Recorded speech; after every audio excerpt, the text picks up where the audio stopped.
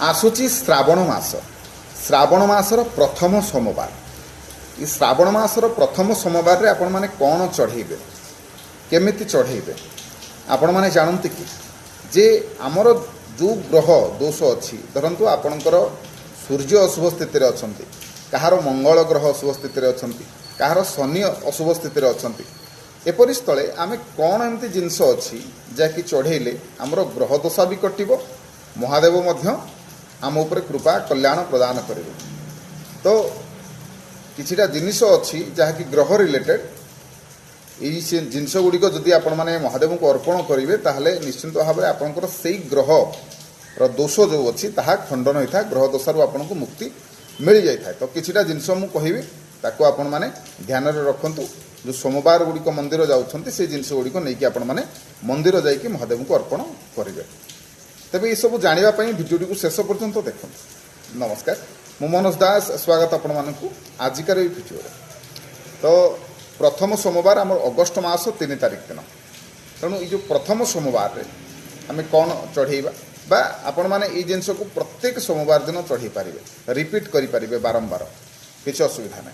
जो ग्रह आपंकर अशुभ स्थित अच्छा मु तो ग्रह मान नाम कहबी और जिनिस कहबी जो ग्रह आपंकर अशुभ स्थित अच्छा आप जिनस गुड़िक सोमवार दिन नहीं चढ़ेबे। जमीक आम जिते शिव मंदिर जाती महादेव को दर्शन करने जाती बेलपत्र फूल समस्ते नहीं जाती बेलपत्र फूल फूलमाल ये सब जिन समस्ते नहीं जाते क्षीर भी नहीं जाती जेहेतु श्रावण मास जल समस्ते नहीं जाते तेणु आपन तो से सब जिन तो निहाती भाव में ने सहित जदि आपंकर सूर्य अशुभ स्थित अच्छा सूर्य ग्रह आपंकर अशुभ स्थित अच्छा ताहले आपन कौन करेंगे जो ढाल रे पानी नौ से पानी रे किसी रोली रोली आपन को पूजा सामग्री दुकान में मिल जाव रोली मिसई दिंतु एवं लाल फूल से ढाल रे नहीं कि जातु लाल रंगर फूल नहीं कि जी से जो जिनसटी को आपण महादेव ऊपर अर्पण करेंगे जदि आपंकर सूर्य अशुभ स्थित अच्छा सेपरि जदि आपंकर चंद्र ग्रह अशुभ स्थित अच्छा आप कौन करेंगे जल तो नहीं कि जी ता सहित धला चंदन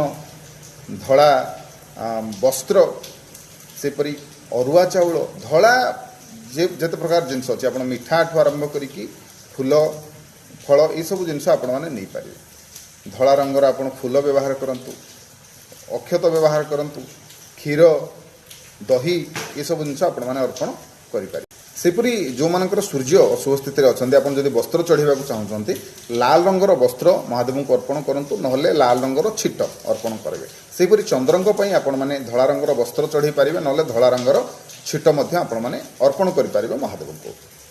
सेपरि जो मानकर मंगल अशुभ स्थित अच्छा कि जातक आपंकर लग्न रे मंगल अच्छा मांगलिक आपण ताहले आपण ये जिनस गुड़िक चढ़ेबे कौन चढ़ेबे ना महू नहीं कि जीवे लाल चंदन अर्पण करंतु लाल रंगर फूल अर्पण करंतु लाल रंगर वस्त्र अर्पण करंतु लाल रंगर आपण फल अर्पण करंतु लाल रंगर किसी मिठा मध्य अर्पण करंतु आपणकर मंगल दोष जदि अच्छी ये सब जिनस गुड़िक निहाती भाव में आपण माने अर्पण करेंगे। ता सहित आपण माने गोलाप फूल अर्पण करंतु। तापर होचंती बुध जदि आपणकर बुध शुभ स्थित अच्छा ताहले गोटा मुग आपण माने नहीं जीवे गोटा मुग महादेव को अर्पण करंतु एवं दुब घास अर्पण करंतु। मन रखंतु दुब घास महादेव को तो अर्पण करेंगे ता सहित गणेश को मध्य अर्पण करेंगे दुर्वा प्रिय गणेश तेणु गणेश को मध्य अर्पण करेंगे गणेश को दुर्वा चढ़ेले बुध ग्रह मध्य आपणकर शांत होता सहित बर पत्र बरकोली पत्र एवं वस्त्र जदि चढ़ेवा चाहते ताहले नील सबुज रंगर कपड़ा आप चढ़े पारे छिट चढ़े पारे ना वस्त्र अर्पण करते। तापर होचंती बृहस्पति बृहस्पति शांत करने आपण मैंने हलदिया रंगर वस्त्र चढ़ंतु हलदिया रंगर फल जमी कदली आपण मैंने चढ़ंतु हलदिया रंगर मिठा आपण मैंने अर्पण करंतु चना डाली अर्पण करंतु एवं जो जल अर्पण करेंगे से जल रे किछि केसर मिसेकी महादेव को अर्पण करंतु।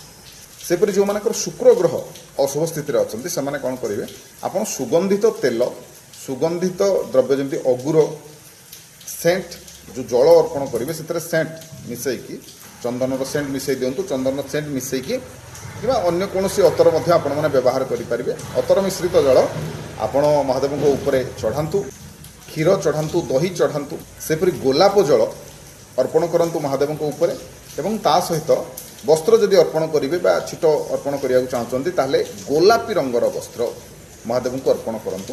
ଆପଣଙ୍କର ଶୁକ୍ର ଗ୍ରହ ମଜବୁତ ହେବ।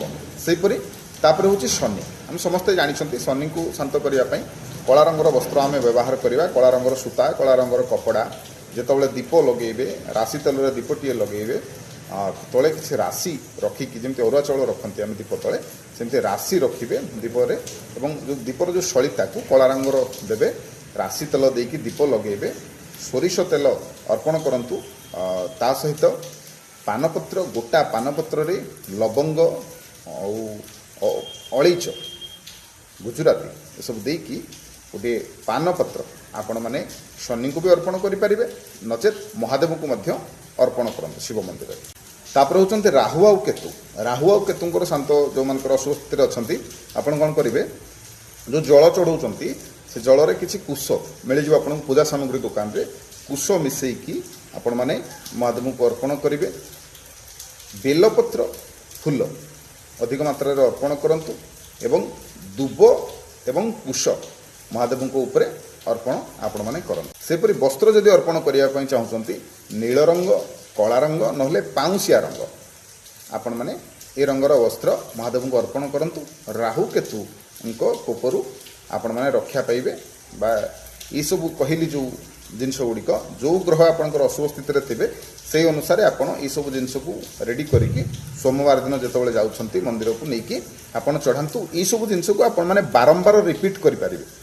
4ଟି ସୋମବାର ଆମର ପଡ଼ୁଛି, 4 ପାଳି ଯାକ ଆପଣମାନେ ଚଢ଼େଇ ପାରିବେ, କିଛି ଅସୁବିଧା ନାହିଁ। ଚଢ଼େଇଲେ ଆପଣଙ୍କର ହିଁ ମଙ୍ଗଳ ହେବ। ତେବେ ଯେତେବେଳେ ଆମେ ଚଢ଼ାଉଛନ୍ତି ଗ୍ରହ ଦଶାରୁ ମୁକ୍ତି ପାଇବା ପାଇଁ ଆମେ କ'ଣ କେଉଁ ମନ୍ତ୍ରର ପାଠ କରିବା? 2ଟି ମନ୍ତ୍ର ମୁଁ କହୁଛି, ସହଜିଆ ମନ୍ତ୍ର। ଗୋଟିଏ ମନ୍ତ୍ର ହେଲା ଓମ୍ ନମଃ ଶିବାୟ, ଆଉ ଗୋଟିଏ ମନ୍ତ୍ର ହେଲା ଶିବଙ୍କର ଗାୟତ୍ରୀ ମନ୍ତ୍ର।